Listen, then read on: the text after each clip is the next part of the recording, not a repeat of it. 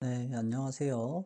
2025학년도 대학 수학 능력 시험 6월 모의고사 해설 강의 윤리와 사상 한번 해보도록 하겠습니다. 네, 총평은 제일 마지막에 하고요. 저희는 문제부터 보도록 할게요. 자, 1번. 네. 항상 고전적으로 나오던 거지만, 네.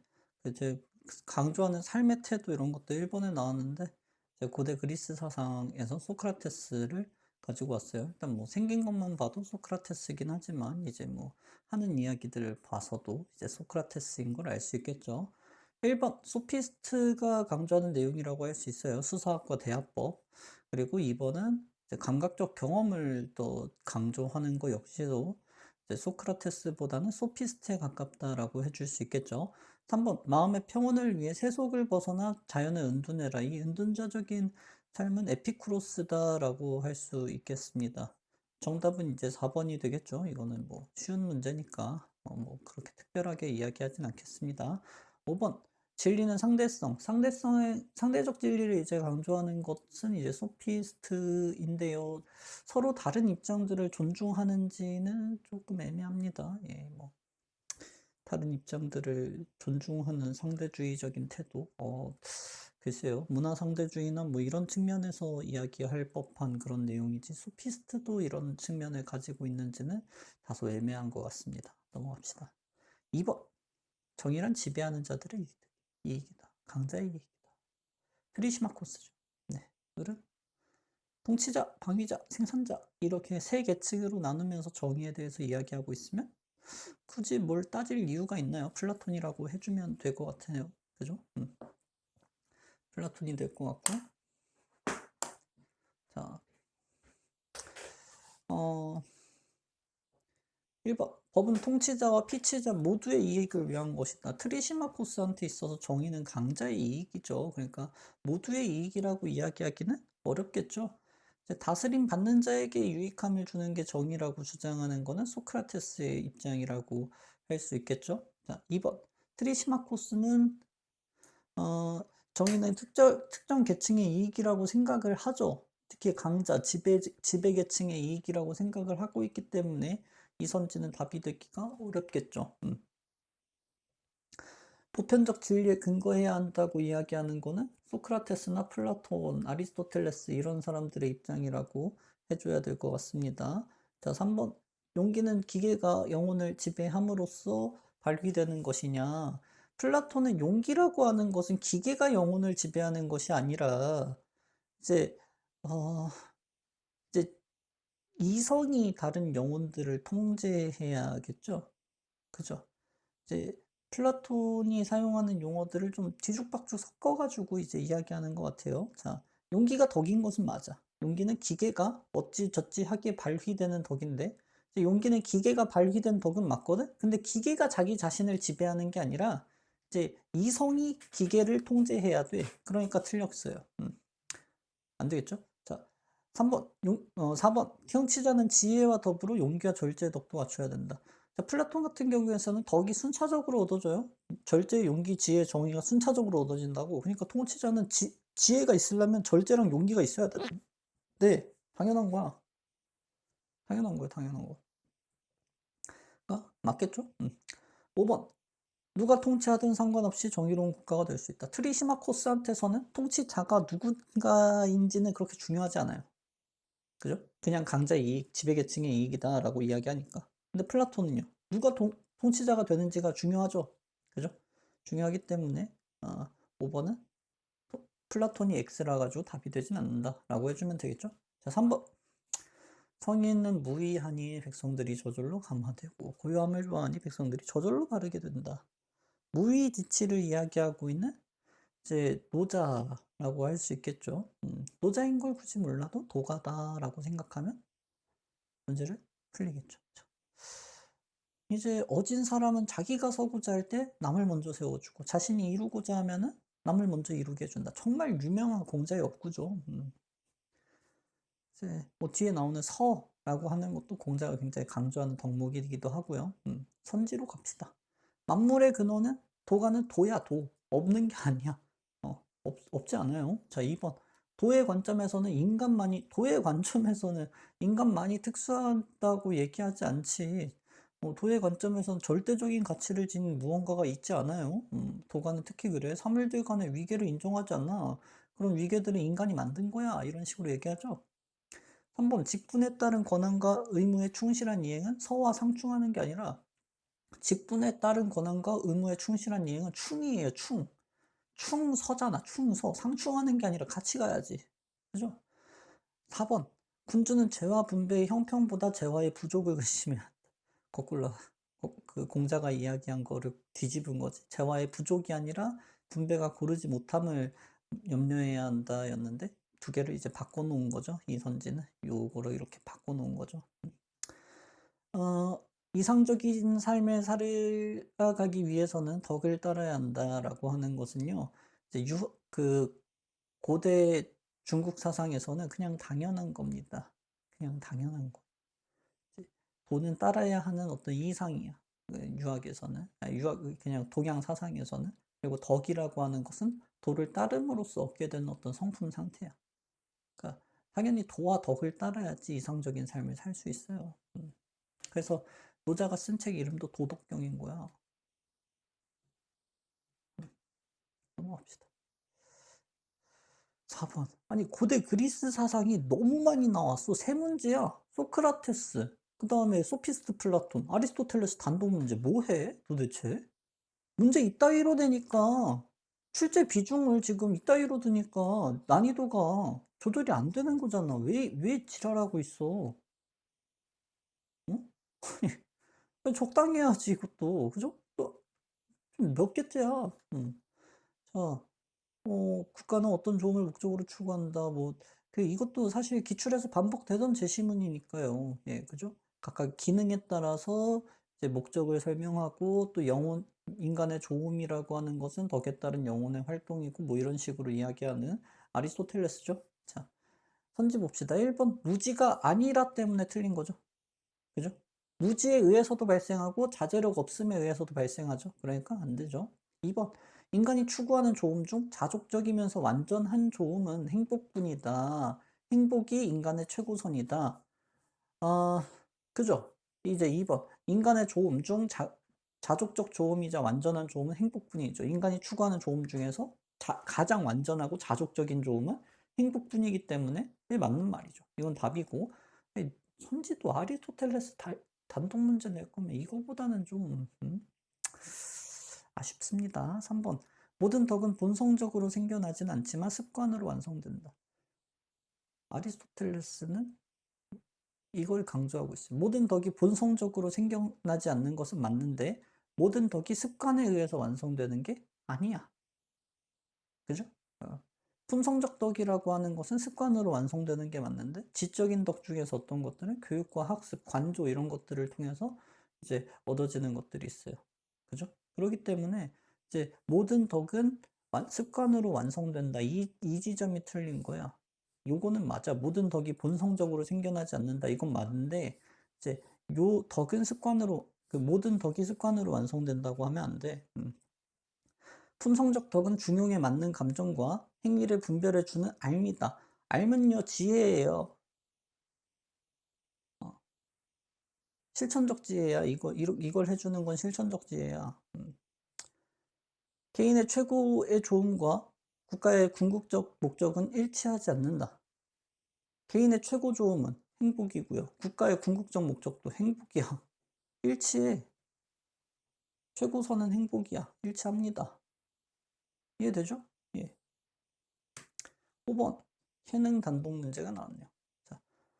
자, 개꿀팁 나갑니다. 개꿀팁이 뭐냐면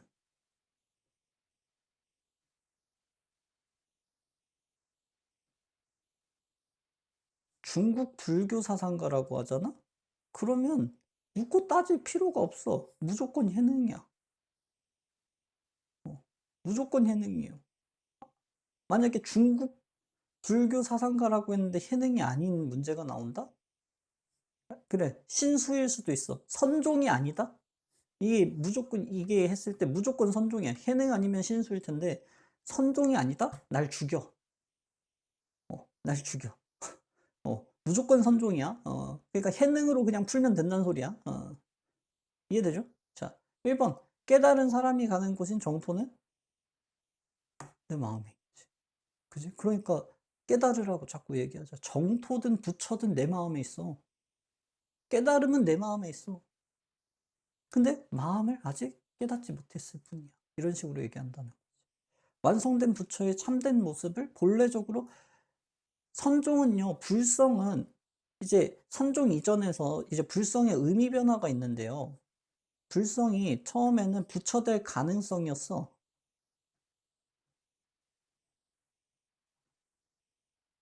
이게 원시불교야. 근데 이러다가 이 불성의 의미가 변화돼요. 이미 완전한 부처가 이미 마음에 있다. 이미 부처다. 그러니까 불성을 부처될 가능성이 아니라 그냥 부처. 부처의 성질이 이미 중생의 마음에 이미 다 있다는 거지. 특히 강조하는 게 이제 선종 계열이야. 그리고 부처될 가능성이라고 꾸준하게 보고 있는 거는 이제 교종이죠. 그러니까 그 의천이야, 의천. 불성은 그냥 이미 완전한 부처의 성질이다라고 보는 게 선종, 진울, 그러니까 해능, 진울 이런 애들이고, 부처될 가능성이라고 보는 거는 이제 의천이다.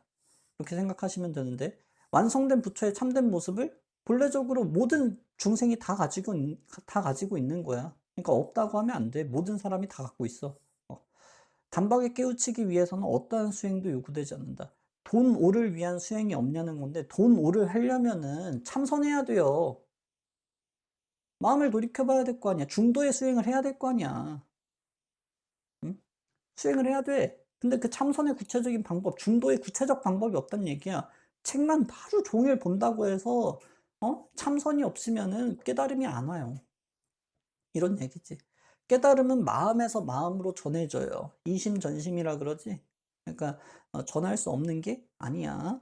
경전 공부를 위주로 선을 병행해야. 이건 의천진 이야기죠. 의천이 이렇게 이야기하지. 교관겸수, 의천의 주장이다. 넘어가면 되겠습니다.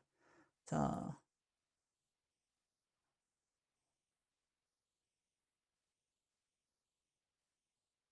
어디다 두냐? 여기 있어. 자, 1번. 왕은 어떻게 하면 내 나라를 이롭게 할까 하고 신하는 어떻게 하면 내지만 이게 맹자죠. 맹자가 이제 그 양희왕을 만났을 때 야, 왜 하필 이익을만 말해? 네가 어떻게 하면 이익을 많이 만들까? 이러면 신하도 그 생각하고 백성도 그 생각하니까 모든 사람들이 다 이익을 놓고 싸우잖아. 왕이 됐으면 의로움을 얘기해야지 라고 얘기하는 맹자. 자, 묘순도 본성을 고치고 앉아있다 그랬지? 본성을 부정적으로 보고 있으면 무조건 순자야. 순자예요. 기억. 군자는 남의 고통을 참아 어찌하지 못하는 마음. 사단이죠. 사단은 선천적인 선한 마음이란 말이야. 불인인지심. 그죠? 근데 순자는 선천적인 선한 마음이 있어, 없어? 없어. 그러니까 OX 해서 A 자리가 돼, 안 돼? 돼. 그죠? 의로움의 추구와 이로움의 추구는 언제나 상충하냐?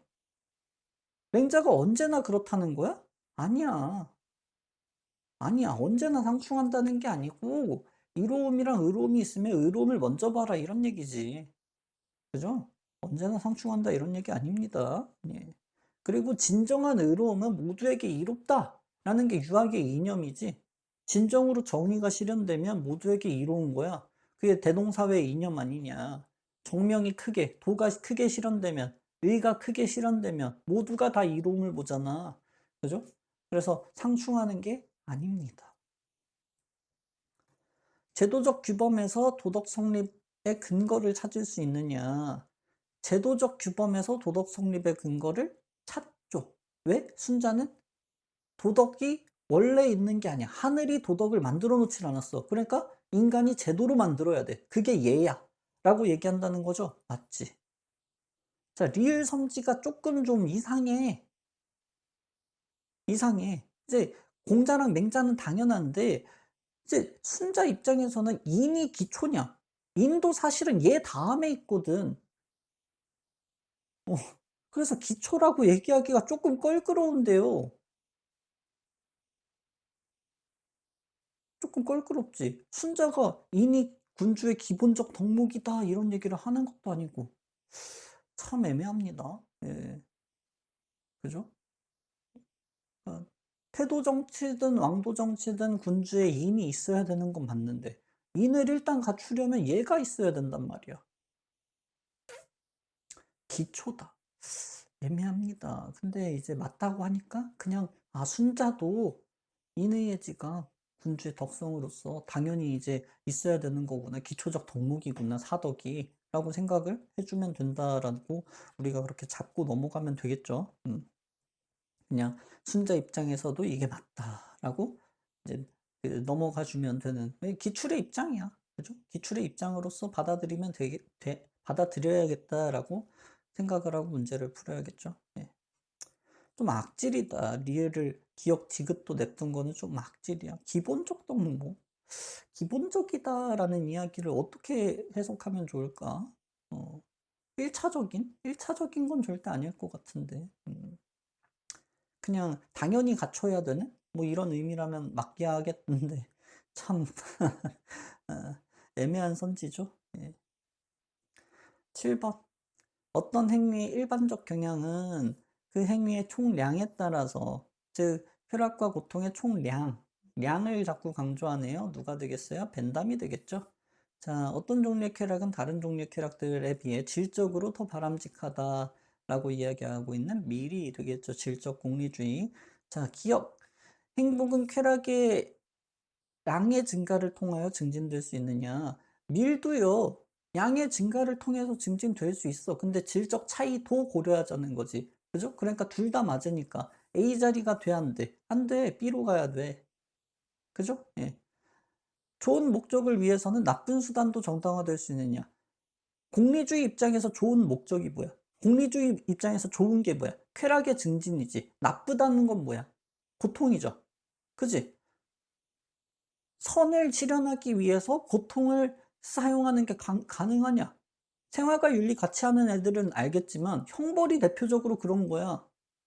형벌이 대표적으로 그런 거라고. 고통을 사용할 수도 있어. 더 많은 쾌락이 보장이 되면. 당연한 거야. 공리주의는 목적이 수단을 정당화해요. 싱어도 그래. 맞아.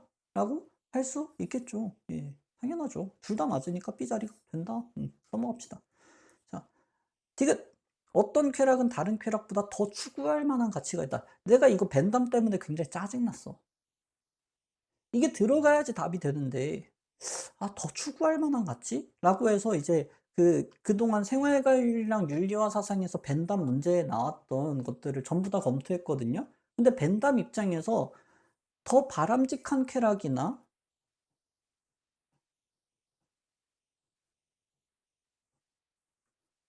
더 추구할 만한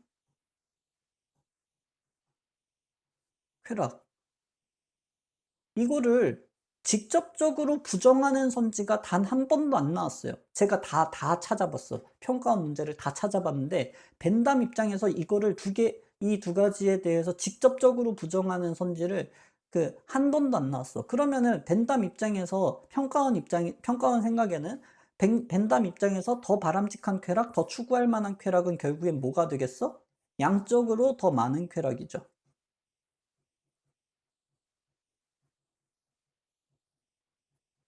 그죠? 그렇기 때문에 여기에 만약에 질적으로 더 바람직한 쾌락, 질적으로 더 추구할 만한 쾌락 이런 식으로 이야기가 하면 그건 양적으로 더 많은 쾌락이 아니기 때문에 틀린 선지가 되겠죠. 그죠? 예. 틀린 선지가 된다라고 할 수 있겠습니다. 이해되시죠? 그러니까 벤담 입장에서도 양적으로 더 많은 쾌락이라고 하면 더 추구할 만한 가치가 있다라고 이야기할 수 있겠다라는 것만 우리가 알고 넘어가면 되겠다는 거지. 그게 평가원 입장이다라고 정리를 하겠다라는 이야기예요. 그러니까 맞는 말이다라고 해야겠죠? 자, C. C가 아니라 리을. 저급한 쾌락은 어떤 경우에도 바랄 만한 쾌락은 아니다. 애초에 벤담은 고급, 저급 이런 거 좀 나누는 거 좀 싫어하는데. 그죠? 밀 같은 경우에서는 고급의 쾌락을 누릴 만한 여건이 안 되면 저급한 쾌락을 이제 추구하는 게 가능하겠죠. 그죠? 그러니까 미리 그거를 이제 원천적으로 금지하지 않겠지. 공리주의잖아, 공리주의. 공리주의니까 상황에 따라서 더 많은 쾌락을 발생시키는 것들이라면 그냥 사용하는 것일 뿐이고 무조건 안 된다 이런 얘기를 할 수가 없겠지. 이해되시죠? 넘어갑시다. 네. 제시문은 이제 도덕은 고정된 결과가 아니라 진보의 과정 뭐 이런 식으로 얘기하는 이제 존 듀이 실용주의겠죠. 예. 자, 1번. 행복의 실현 여부가 행동의 목적이자 궁극적 기준이다. 행복 실현의 기준. 자, 실용주의는 결과가 아니라 과정이야. 그러니까 행복의 이 결과적인 실현 여부가 궁극적인 가치 이런 거 아니에요. 궁극적인 목적 이런 거 설정하지 않아. 끊임없는 성장, 끊임없는 진보 이렇게 얘기하잖아. 진보? 아니 그 끊임없는 진보 이런 것들 이야기한다고. 그죠? 그러니까 이거는 실용주의가 아니라 최종적인 결과로서의 유용성을 강조하는 공리주의의 입장이에요. 2번, 유용성이 입증된 도덕 규칙도 실용 상황에 따라 가치를 상실한 당연하죠. 왜? 진보의 과정. 그래서 이제 그 실용주의에서 특히 강조하는 그 이야기가 뭐야? 모든 것이 가설적인 진리다. 모든 도덕 역시도 가설적인 것이다. 더 유용한 것이 있다면 언제든지 교체 가능. 그죠? 자, 그러니까 2번이 이제 답이 되고 3번 문제 해결을 위한 잠정적 가설은 지식의 근간이 될 수 없다가 아니라요. 아까 이야기했듯이 이제 실용주의 입장에서는 진리를 잠정적 가설이라고 본다 그랬죠. 그죠? 그러니까 될 수 없는 게 아니라 잠정적 가설이 지식의 근간이야. 가축법을 사용해요. 4번 행위의 도덕성에 대한 판단 기준은 지속적인 성품에 근거하느냐. 이거는 덕윤리 입장이에요. 실용주의는 진보의 과정이 중요해. 덕윤리 입장이야. 5번 오류 가능성이 있는 견해는 삶에 기여하지 않는다. 실용주의는 모든 것들을 오류 가능성이 있는 가설로 평가한다 그랬어. 진리마저도. 그러니까 잠정적 가설들이 결국엔 진리로서 기능하고 있는 것이기 때문에 기여할 수 없는 게 아니라 기여하고 있다고 봐야 돼. 잠정적 가설들을 점차 발전시켜 나가가지고 계속해서 진보해 나가자는 게 실용주의야. 알겠지? 실용주의라기보다는 존주의 사상이죠. 예, 그런 거예요. 그러니까 안 돼. 넘어갑시다. 9번. 절제랑 자신을 완전히 신에게 바치는 사랑, 용기도 사랑, 정의도 사랑, 지혜도 사랑, 모든 덕은 결국 사랑, 아우구스티누스죠. 지성적 덕과 도덕적 덕은 그 인간에 의해서 획득되는 거, 그 자연적 원리에 의한 거. 그런데 종교적 덕이 같은 경우에서는 다른 종류인 거. 도덕적 덕과 종교적 덕을 구분하는 토마스 아퀴나스라고 할 수 있겠죠. 중세 서양 사상입니다. 1번 기독교에서는 인간 행위 이성만으로도 자신의 유한성을 초월할 수 있다고 보지 않아요. 기독교에서는 인간이 유한성을 초월하려면 반드시 신이 있어야 돼. 그러니까 당연히 안 되겠지. 2번 죄악은 불변하는 신을 인간이 그치? 선이라고 하는 것은 신인데 인간이 하나님을 외면했으니까 악행을 하겠지. 하나님을 따랐어 봐. 악행을 할 수가 있나? 불가능하겠지. 3번 자연법은 영원하며 모든 피조물이 준수해야 할 법칙이다. 자, 자연법을 인식을 할 수 있어야지 준수를 해. 근데 자연법을 인식하려면 이성이 있어야 된단 말이야. 이성이 없으면 자연법을 준수를 못해요. 다른 피조물들은. 그러니까 인간만이 자연법을 준수할 수 있어. 다른 피조물들은 이성이 없기 때문에 자연법이 뭔지도 몰라. 그래서 자연법이 이성의 법칙이라 그러는 거야. 이성이 없으면 자연법을 알 수가 없다고.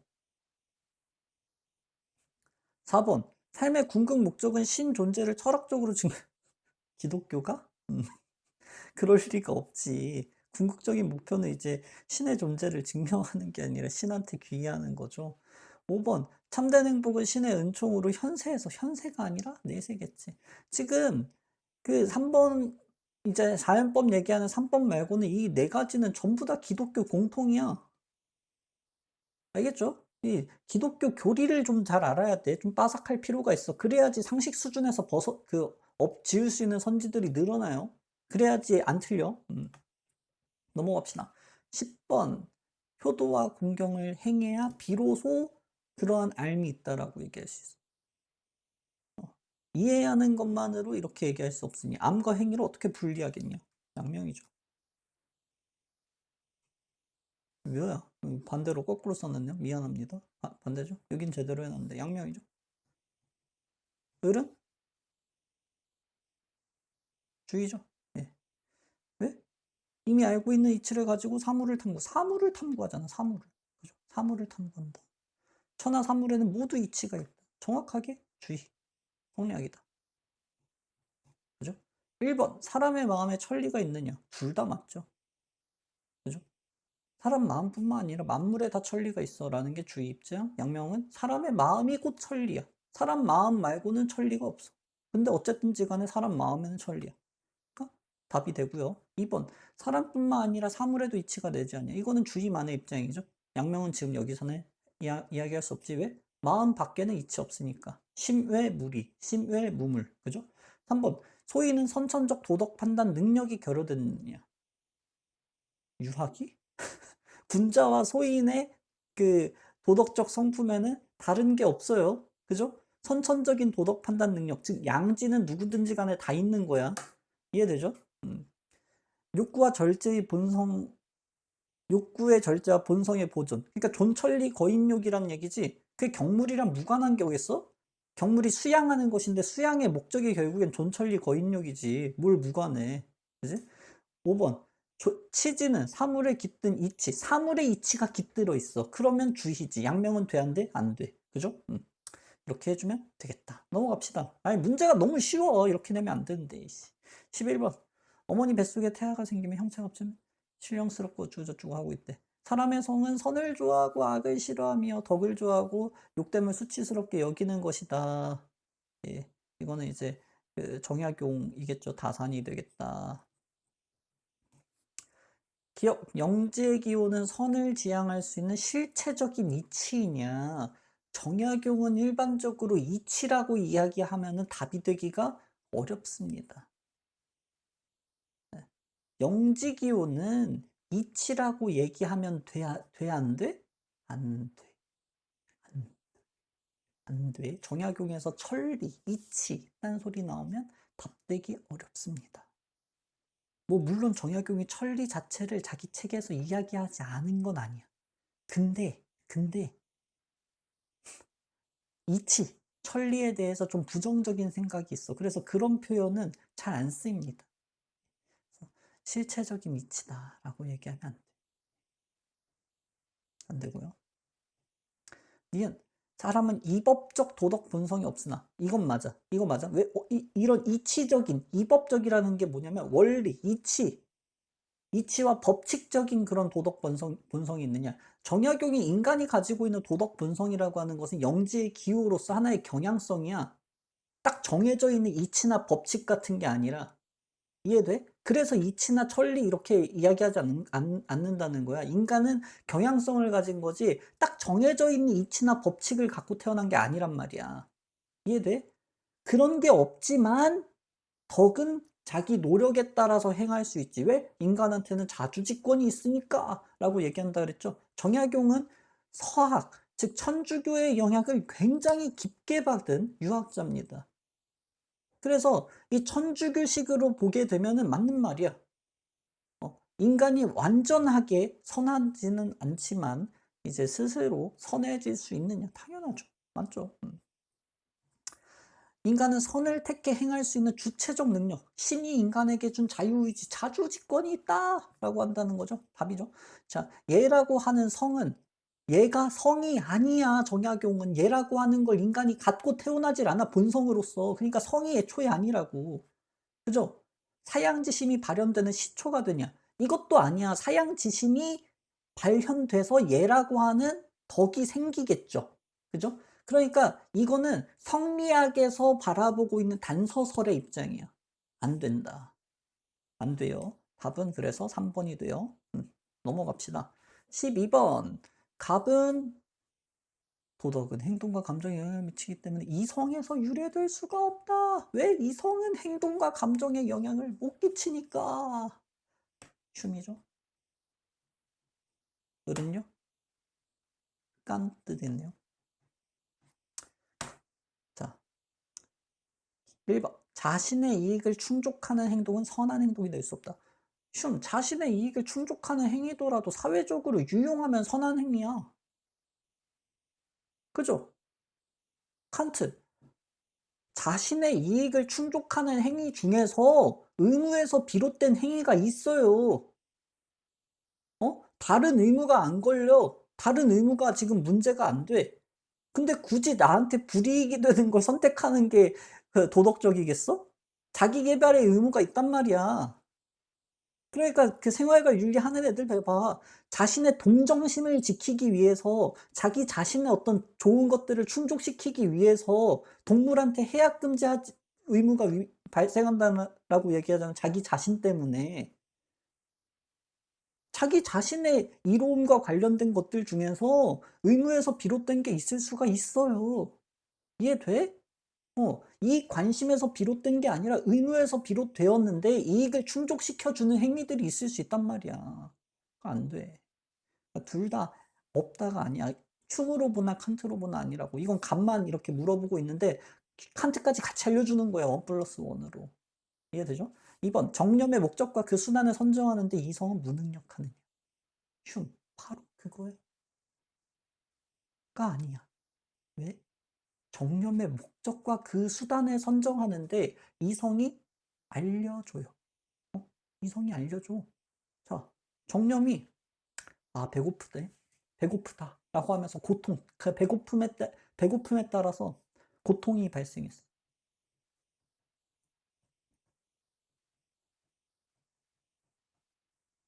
그지? 그럼 이성이 야 배가 고프면 뭘 해야 되는지 알려주겠죠. 배고플 때는 밥을 먹으면 됩니다. 식사를 하면 돼. 근데 정념만으로는 뭐는 먹어도 되고 뭐는 먹으면 안 되는지 알려줄 수 없겠죠. 그 수단도 정해진다고. 식당 가서 음식 먹어. 그러면은 됩니다. 뭐 이런 것도 있고요. 집에서 차려 먹어도 되고요. 여러 가지 것들을 알려준다고. 이런 식으로 기여해요. 그 수단을 선정하는 데에는. 근데 고통이라고 하는 거, 배고픔에서 벗어나야겠다. 이런 그 원초적인 생각을 하게 된 데에는 이성이 영향을 끼쳐? 내가 식당 어디 있는지 알고 있으면 배고픔이 갑자기 몰려와? 그러진 않겠지. 그죠? 어. 이제 행위를 결정하는 것은 정념이지만 결국에는 식당에서 밥을 먹을지 집에서 먹을지 시켜 먹을지 이런 것들을 결정하는 것은 결국엔 정념이지만 이 식당이나 밥에 집에서 먹기나 여러 가지 수단들을 알려주는 거는 이성이 할 수 있다. 이런 얘기야. 그러니까 전혀 무능력하지 않아. 칸트는 당연하죠. 칸트는 어떤 경우에는 이성 때문에 발생하는 정념들도 있다고 얘기해. 그게 뭐야? 대표적인 게 존경심이야. 3번. 자유는 보편타당한 정언 명령이 존재. 이게 자유의 이념이라고 했어.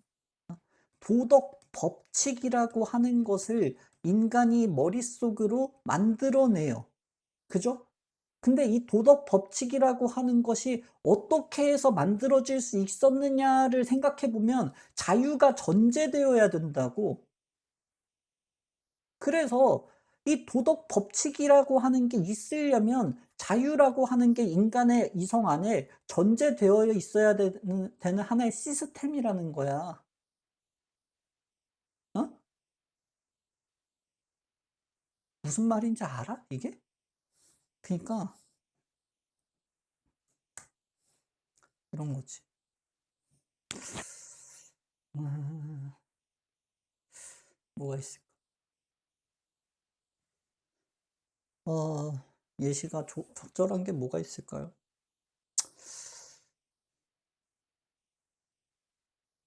자, 너네가 이제 컴퓨터로 뭔가 그 음악을 들어. 컴퓨터로 음악을 들어. 그럼 음악에서 피아노 소리가 날 수 있겠지. 그지? 피아노 소리가 날 수 있겠지. 근데 그 음악 자체에서 피아노가 보이거나 그러진 않아. 근데 그걸 통해서 여러분들은 뭘 추론할 수 있죠? 그 소리가 나려면 그 음악을 만든 놈은 피아노 소리를 낼 수 있는 어떤 도구를 썼을 것이다. 라고 하는 게 이제 전제가 되죠. 그러지 않으면 그 소리가 날 수가 없잖아. 그거랑 마찬가지로 칸트는 도덕 법칙이라고 하는 것이 자율의 준칙, 자율성의 준칙에 따라 자율적인 것인데, 이 자율적인 명령이 존재하려면 인간한테는 이 자율적인 행위를 할 수가 있는 자유가 있어야 되잖아. 그죠? 그래서 이 자유라고 하는 것이 선언적인 영역 안에서 전제로서 깔려 있어야 된다고. 이건 경험적으로 증명되는 게 아니야. 우리가 자유라고 하는 것을 경험 세계 안에서 찾아낼 수는 없어. 근데 문제는 뭐야? 도덕 법칙에 대해서 생각하다 보면 아, 내가 자유로울 수밖에 없구나를 깨닫게 된다니까? 이게 자유의 이념이야. 그래서 이념이라 그러는 거야, 이념. 경험적인 것에서 얻어지는 지식이 아니라 이념이라 그러는 거라고. 그 체계 자체에 관한 것이라고 얘기한다고. 그래서 3번이야, 답이. 선의지는 제한 없이 선하지만 조건 없이, 제한 없이 선하다는 소리가 조건 없이 선하다는 소리야. 무제한적이다, 무조건적이다. 같은 말이야. 아무 조건 없이, 아무 제한 없이. 그죠? 똑같은 소리야. 동어반복이야. 국어적인 거야. 5번. 보편적 인류애가 도덕 법칙을 수립하는 기초다. 휴문 맞죠? 칸트가 안 되지. 휴문 베네볼렌스. 확장된 공감인 보편적 인류애가 결국에는 도덕감의 핵심인데 칸트는 이런 게 아니야. 선의지야 라고 얘기한다라는 거죠. 넘어가자. 13번. 한국 개화기 사상. 이런 건 틀리지 말자. 예. 갑은 동학이죠. 뭐 굳이 설명 안 하겠습니다. 을은 이제 위정척사다. 자, 갑, 천인, 합일 사상을 극복하면 돼, 안 돼? 안 돼. 한울림이랑 하나가 돼야지. 왜 갑자기 극복을 때려? 그러면 안 되죠. 근데 뒤에 거, 인간평등 실현은 맞죠. 그죠? 위정척사는 인간평등 안 되겠죠. 그죠?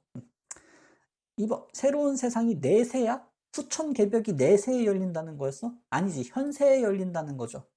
왜? 어떻게? 인간이 노력하면 새로운 세상이 현세에 열려. 이거지.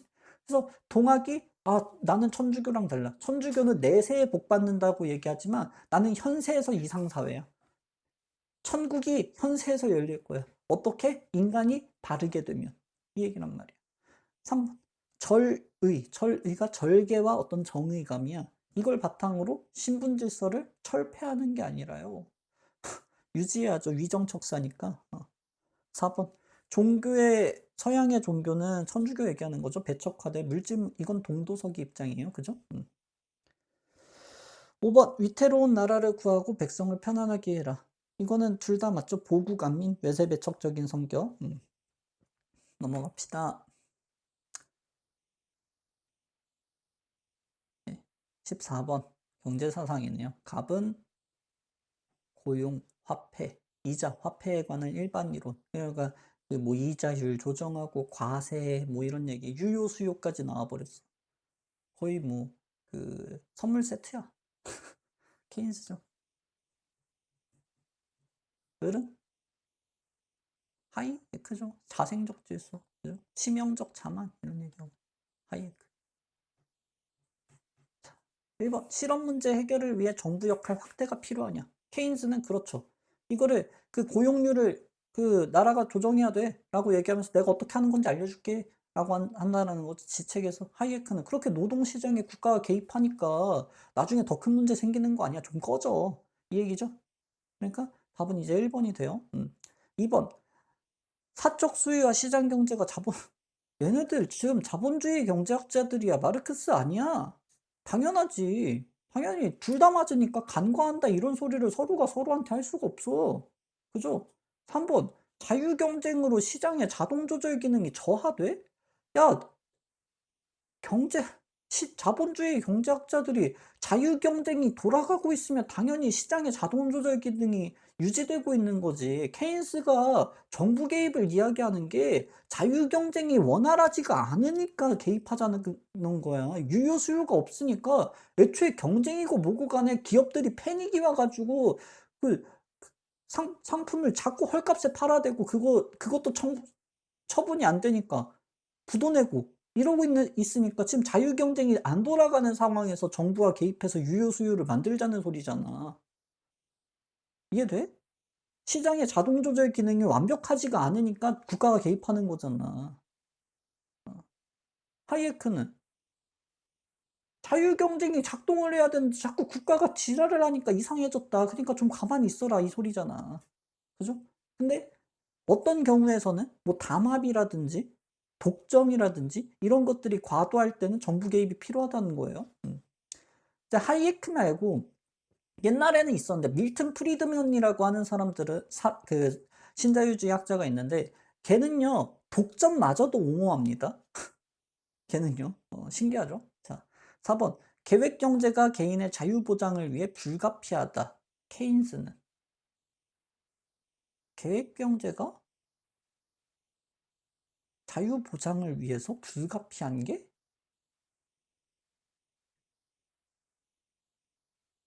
맞죠? 왜? 유효 수요가 박살났을 때는 반드시 필요해야 돼. 시장을 보조해야 돼. 근데 하이에크는 야, 자생적 질서가 잘 돌아가고 있을 때는 계획경제 전혀 필요 없다. 자생적 질서가 안 돌아갈 때만 들어와라. 이 소리니까 이건 하이에크가 X고요. 그죠? 케인스가 O야. 그러니까 이거는 B가 아니라 A로 바뀌어야 돼. 이해되죠? 자, 5번. 자유박임주의는 개인과 사회의 이익 증진을 저해한다. 케인스도 그렇고 하이에크도 그래. 하이에크의 신자유주의는요. 질서자유주의야. 무질서하게 자유박임하지 않는 얘기가 아니에요. 아시겠죠? 안 됩니다. 둘 다 안 돼요. 네. 넘어갑시다. 15번. 헬레니즘 사상. 야, 서양 고대 사상만 아휴. 갑. 고통으로 결핍으로 인한 고통이 제거되면 육체적 쾌락은 에피쿠로스죠. 물은 스토아죠. 자, 기억. 신과 운명에 대한 수능. 에피쿠로스는 신 없어요. 운명 없어요. 이건 스토아파야. 네. 정의는 상호 피해 방지를 위해 고통 제거에 기여한다. 에피쿠로스는 국가의 법률을 지키는 게 고통일 수도 있는데 어떤 종류의 것들은 고통의 제거, 즉 쾌락일 수가 있어요. 정의가 국가의 법률을 지키는 거일 수도 있지만 이제 그 은둔자적인 공동체를 유지하는 데 필요한 규범들을 지키는 것도 정의일 수 있기 때문에 정의가 고통 제거에 기여하는 것이 맞습니다. 예. 그러니까 에피쿠로스가 덕이 고통을 제거하는 데 기여하고 행복에 기여하고 이렇기 때문에 이제 덕이 써줘야 한다라고 이야기하는 이유가 그것들 때문이야. 자, 디귿. 인간이 자연적 분성을 따르는 것. 스토아는 자연적이다, 이성적이다, 신적이다 같은 말이야. 자연이 신이고 이성이고 로고스고. 이해돼? 그러니까 자연을 따르는데 어떻게 이성이 어긋나겠어? 불가능해. 리을. 자연에 대한 이해는 마음의 동요를 막기 위해 필요하다. 에피쿠로스도 자연적인 질서를 무지하면은 불필요한 욕구에 빠질 수 있기 때문에 필요하고요. 스토아파 역시도 마찬가지예요. 스토아파는 결국에는 자연이 곧 신이니까 로고스를 알아야지 마음의 동요가 안 일어나지. 스토아는 굉장히 당연한 거고 에피쿠로스 역시도 마찬가지라는 얘기죠. 이해되죠? 16번. 조선 유학인데 이따위로 내기 있기 없냐? 응? 문제 이따위로 내니까 지금 율리아 사상이 점수 컷이 응? 참 갑은 3개, 을은 7이죠. 대신문도 너무 쉽게 해줘. 7정포 사단은 율곡이 더 강조하는 거죠. 그죠? Y. 도덕 본성이라고 하는 것은 천리를 얘기하고 본연지성, 즉 사덕을 얘기하는 것인데 사덕의 능동적 움직임, 즉 운동성을 강조하는 것은 회계죠. 예. 수호지심, 사단이지. 사단이 도덕 감정이지. 그죠? 이 사단이 기발이다. 라고 얘기하면 이건 율곡이지. 회계는 이발이다. 라고 얘기하니까. 그죠? 예, 그렇게 풀면 답은 이제 3번이 된다. 17번. 아마 어, 이게 제일 어렵지 않았을까? 라는 생각이 조금 들긴 합니다. 예. 그게 어려운 문제는 사실 없었어. 얘도 뭐 그렇게 어렵진 않죠. 자, 1번. 외적 대상에 대한 이해는 언제나 감정적 동요로 귀결돼. 스피노자는요, 이해를 하면은 거기에 대해서 감정적인 동요가 발생할 수 없다는 이야기를 해요. 내가 무언가를 이해했어. 아, 얘가 왜 이렇게 됐는지 알아. 그럼 걔가 갑자기 올라왔을 때 감정적인 동요가 있겠어? 어? 사과를 집에다 냅뒀는데 내가 깜빡하고 며칠 냅뒀어. 그래서 썩었어. 왜 썩었는지를 내가 알아. 몰랐어. '아씨 왜 썩었지?' 하면서 '이게 어떻게 이렇게 되지?'라고 할 수 있겠는데 내가 이게 알아. 근데 왜 감정적인 동요를 해? 알면은요 감정적인 동요가 없어.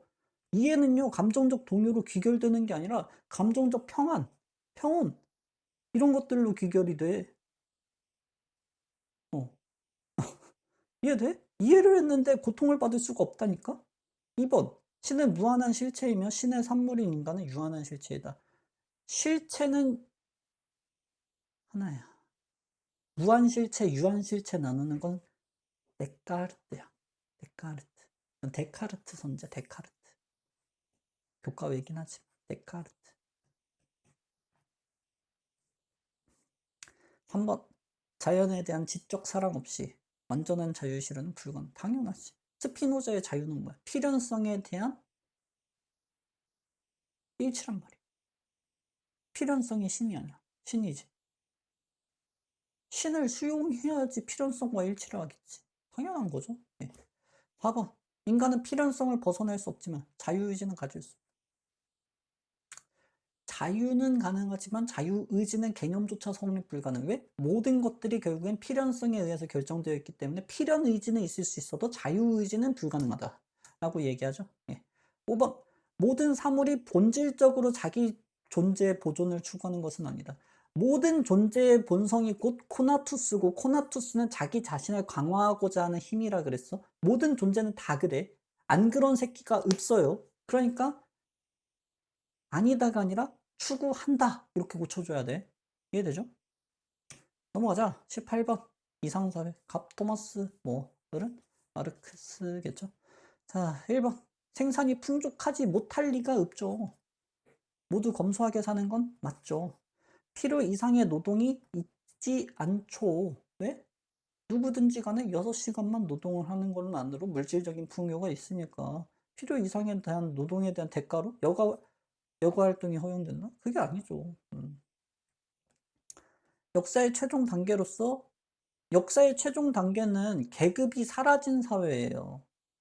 마르크스는 공산사회는 계급이 철폐된 사회잖아. 계급이 왜 있어? 그럼 안 되겠지. 이거는 역사의 최종 단계가 아니라 공산사회로 이전하는 과도기적 단계인 사회주의 국가 단계야. 그죠? 자, 4번. 노동자와 자본가가 협력이 아니라 폭력적인 혁명이라 그랬어. 노동자가 자본가 그냥 때려 죽이는 거야. 협력 같은 게 아니야. 자본가가 자기가 생산수단을 다 갖고 있는데 왜 협력을 해? 왜 협력을 하냐고. 미쳤어? 나 같아도 안 해. 그러니까 마르크스는 혁명 말고는 답이 없다. 라고 얘기하는 거예요. 자, 5번. 그동안 사실은 이 필요에 따른 분배라고 하는 정확한 워딩과 이 개념 자체는 마르크스의 핵심 주장이었지 그 이전에 유토피아라는 책에 필요에 따른 분배가 이루어진다 이런 얘기는 없었어. 근데 평가원이 이제 유토피아도 필요에 따른 분배다라고 해석을 하고 그걸 이제 답으로 지금 가지고 온 것이기 때문에 아, 유토피아도 필요에 따른 분배구나라고 우리가 외워주면 되겠습니다. 이해되시죠? 평가원 입장으로 우리가 받아들여주면 되겠다라고 해주면 되겠죠. 자, 됐습니다. 19번. 마지막을 향해 달려가고 있네요. 사회계약설이야. 자, 갑은 보니까 타인을 지배하기 좋아하고 이 인간이 좀 싸가지가 없지. 본성이. 홉스죠. 인간 본성을 이렇게 이기심으로 두고 있어. 인간의 본질은 이기심이야. 라고 얘기하는 거는 홉스야. 로크랑 루소가 인간한테 이기심이 없다라는 얘기가 아니야. 근데 로크랑 루소는 인간의 본질이 이기심이냐? 그건 아닌 것 같다라고 얘기한다는 거지. 을은 로크죠. 자, 이 최고 권력이라고 하는 것부터가 이미 로크인 거야. 로크는요, 주권을 최고 권력이라고 부르기를 좋아해. 뭐 번역을 그렇게 한 것인데, 주권의 원래 워딩은요, authority예요. authority는 author에서 비롯된 거야. 작가야, 작가.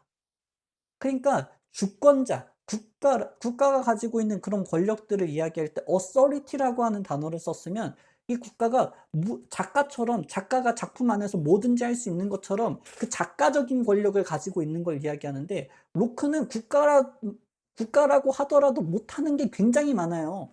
작가적인 권력을 애초에 줄 생각이 없어. 그러니까 authority라는 표현을 안 쓰는 거야. 그래서 최고 권력이라고 하는 용어가 로크에서는 자주 보이게 되는 거고. 이해되죠? 자, 기억, 자연 상태에서는 욕구 충족을 위한 무력 행사가 가능하죠. 그죠?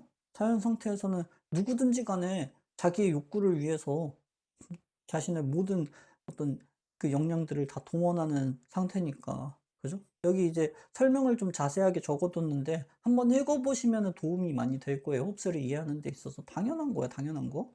네.